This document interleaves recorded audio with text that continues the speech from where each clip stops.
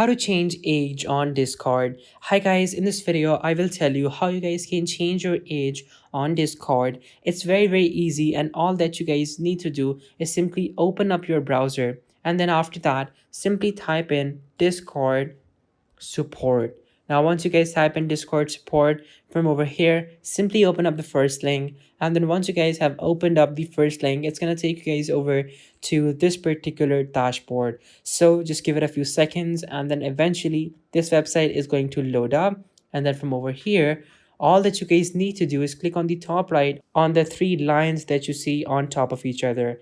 Then click on submit a request, and then after that click on the drop down menu, and then from over here all that you guys need to do is simply click on trust and safety, or simply click on help and support. Then from over here simply click on learn more, and then it's gonna take you guys over here. Now you have to put in your email address, your type of question, and then over here just simply choose the one which is the most relevant to age. So from over here, just simply choose policy questions, and then after that, just simply type in a subject, I want to change my age. And then in the description, type in, hi, I want to change my age. Could you guys please help me with that, because my age is incorrect on Discord right now.